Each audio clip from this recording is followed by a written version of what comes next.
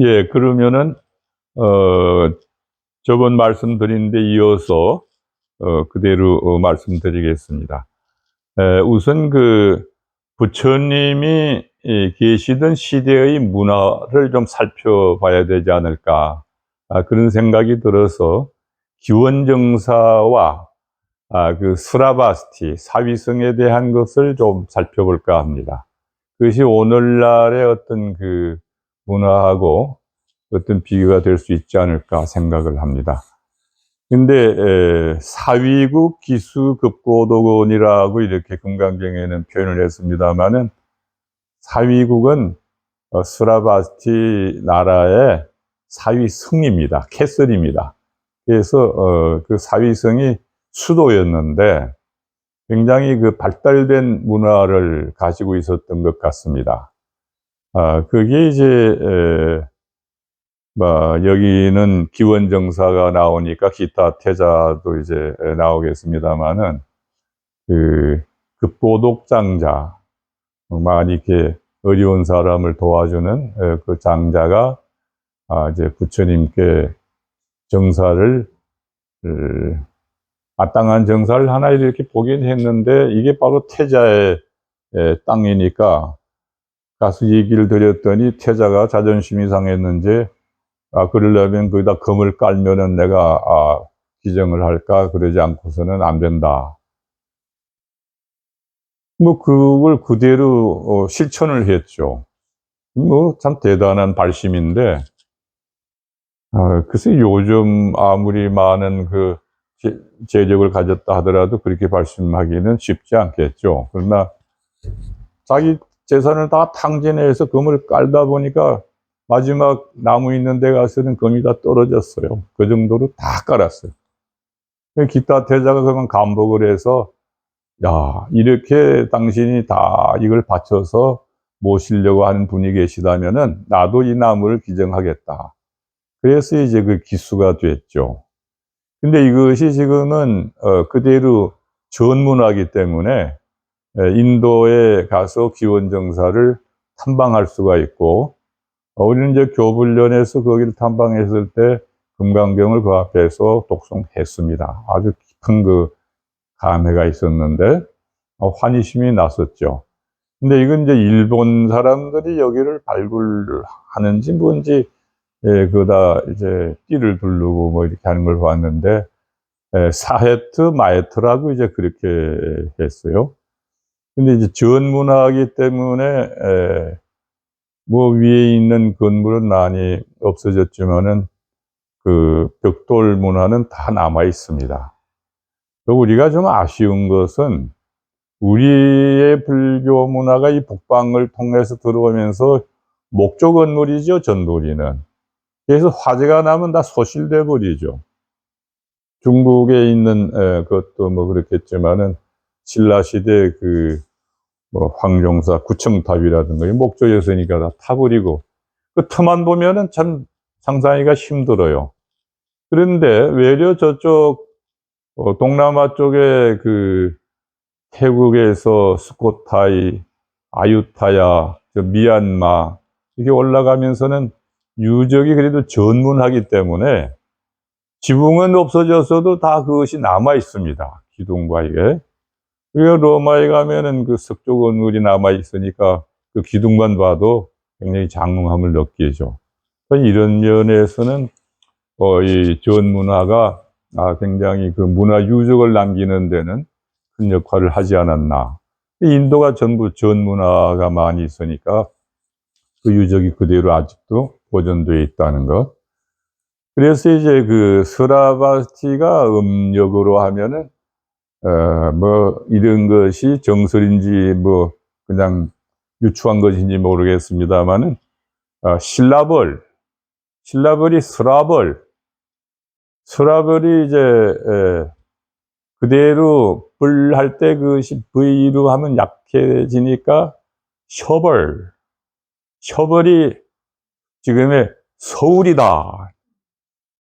서울의 의원을 거기까지 연결을 시켰어요. 가능합니까 이게? 그런데 그러다가 보면은 우리 서울이 스라바스티다.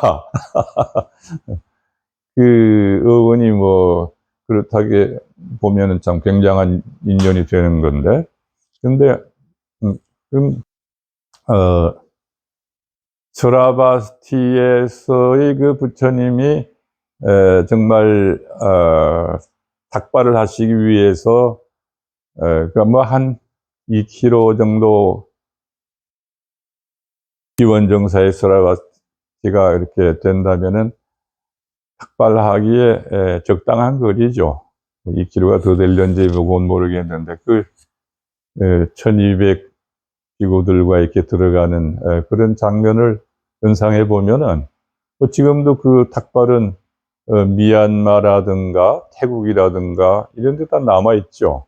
우리나라는 뭐 이게 없어졌습니다만은, 더구나 조선시대 많이 불교가 이제 탄압받으면서 그런 것도 많이, 그리고 또 오늘날 닭발은 하지 말아라 뭐 이렇게까지 됐습니다만은, 굉장히 그 행렬이 쭉 줄지어서 복을 나름 지어주려고 가는 것이죠. 그 뭐 글식이라고 하는 게 그냥 밥을 빈다는 그것만이 아니고, 그 대상에 대해서 복을 지어준다. 그런 의미에서는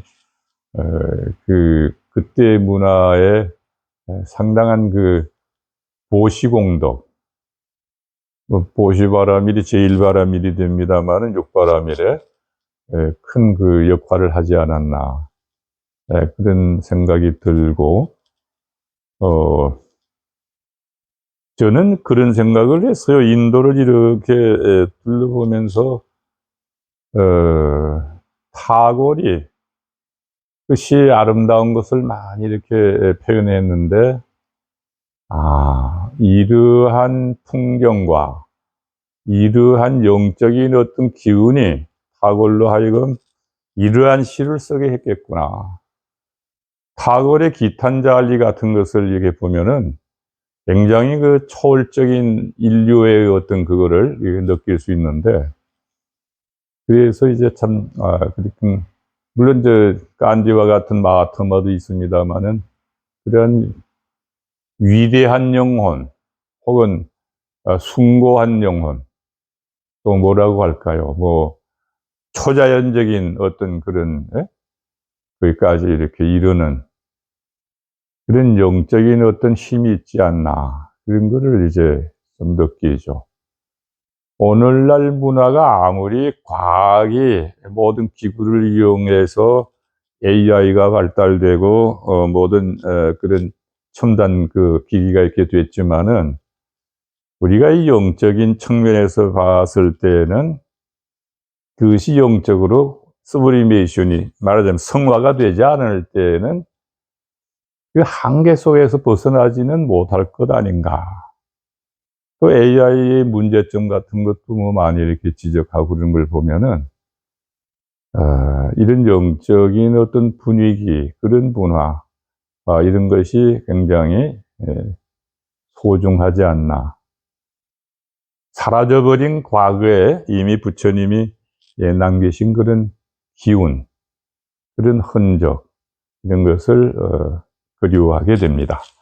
그 다음에 이제 말씀드리고 싶은 것은 보시와 복지 문화 뭐 이런 것이 있는데, 그런데 사실은 많은 그 부를 오늘날 동경하잖아요. 부자가 되는 것. 누구나 부자가 되십시오 하면 기분 나쁘다고 그럴 사람은 없어요. 그런데 그럼 어떻게 해서 부자가 되느냐? 이걸 우리가 인과법이나 이제 연기 이걸로 봤을 때는, 물론 뭐 거기에 어떤 부가 되는 여러 가지 또 다른 기술이 필요하겠지만은, 부처님이 그 밝히신 대로 하면은 자기가 지은 그 공덕대로, 복덕대로 받는 것이다. 그것이 이제 보시바라밀이다. 선업을 자꾸 지어야 된다. 선업을 많이 지은 사람은 이미 태어날 때 부유한 가정에, 예? 요즘 그걸 뭐 금수저라고 그럽니까? 근데 그렇게 뭐 좋은 건 아니지만은 이미 상당한 그런 걸 갖추고서 태어나서 그러한 교육을 받고, 그러한 것으로 자라고, 또 그것이 가치를 거기서 습득하게 되면은 그만큼 또 공헌하고, 그것이 남에게 베풀고, 그래야 또 보시도 뭐 여러 가지 보시가 있습니다마는 많이 할 것이 아닌가. 그런 의미에서 이 보시바라밀이라고 하는 것이 꼭 뭐 우리가 받는 그런 부의 복덕만이 아니고, 정신을 풍요롭게 하고 또 선업을 정장시키고 이런 데에서 제일바라밀이 중요한데, 이 보시바라밀이 제일바라밀이 되는 것은 그 다음에 이 육바라밀에 가장 복받이 된다 이 말이에요. 그게 마지막에 육바라밀인 반야바라밀에 이르는 그 걸음이 된다. 복전이 된다. 부처님을 그래서 복해상수라고 이렇게 부르는데, 물론 지혜를 완성하셨지만은 그 복을 그만큼 타고나셨죠. 타고나셨는데 그 복은 뭐 누릴 만한 가치가 있는 것이 아니다라고 해서 스스로 그 복을 그냥 여의었습니다만은, 그래서 이제 중생을 위해서 또 복을 그만큼 지으셨으니까 복해상수다 이렇게 하는데, 오늘날 복지 문화에서도 받을 것만이 아니고 뭐 자꾸 이제 정부에서 베풀고 뭐 이렇게 혜택을 주고 하니까 받는 거를 이제 점점 좋아하는 성격으로 이렇게 되는데, 자기가 어떻게 하든지 베풀 수 있는 그 재량껏 베풀 수 있는, 지금도 이제 어려운 나라들도 많고 또 재앙을 당하는 그런 곳들이 많지 않아요? 베풀 수 있으면은 그만큼 선업이 될 것이다. 그걸 말씀드리고 싶고, 그 다음에는 이제 재상 비상의 예술이라고 하는 것을 여기 강론에 넣었는데, 당장 이건 좀 이해가 안 가지만은 우리 중앙대학에 사진과가 있습니다. 사진과가 큰 역할을 많이 했어요. 처음 정규 4년제가 돼서 지방에 사진과가 생기면은 대학원 나온 사람은 다 거기 교수로 갔어요. 그리고 또 여러 가지 분야에서 사진이 많이 지금 필요하게 되니까 공헌을 많이 했는데, 그분이 금강경을 저보다 한 5년 선배되고, 원래는 이제 개인 소개를 하긴 뭐하지만은 서울 4대 국문과를 나오셔서 또 다른 바가 있어서 일본 가서 사진 공부를 하시고 사진으로 전공하게 됐는데, 금강경의 약견 재상 비상이면 적견열애라고 하는 거를 자기는 사진작가로서 대단히 좋아한다. 그 좋아하는 그걸 정말 내가 그대로 사진 재상 비상이 적견열애까지는 진리에 대한 어떤 그 말씀으로 우리가 이해되지만은, 재상이 비상이면 사진으로 어떻게 표현할 것입니까? 질문을 해서 했더니, 그걸 표현할 수 있어야 진료를 표현하는 것이지, 이런 그 얘기를 나눈 적이 있어요. 근데 정말 나중에 고요라고 하는 제목으로 국립미술관에서, 그분 돌아가셨습니다마는 전시를 한 걸 보고서 내가 고요를 이렇게 표현하면 되는구나.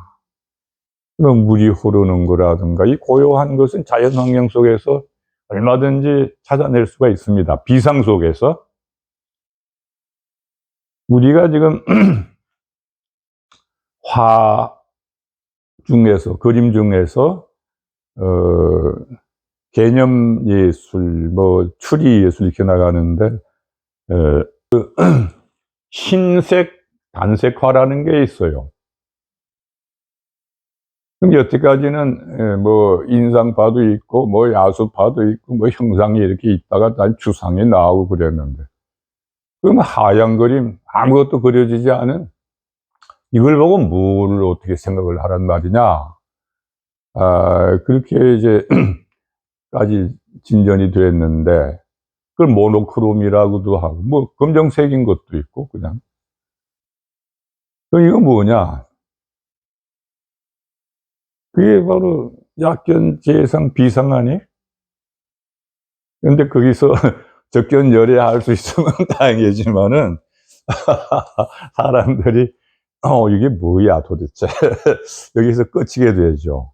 근데 그거를 본원과 연결시키면은 한 소식을 할 수도 있을 거예요. 그게 이제 개념 예술, 추리 예술 뭐 이런 걸로 이제 나가면 너무 이렇게 멀리 벌어져 버리지만은, 본원이라고 하는 건 사실은 표현할 수가 없는 거죠.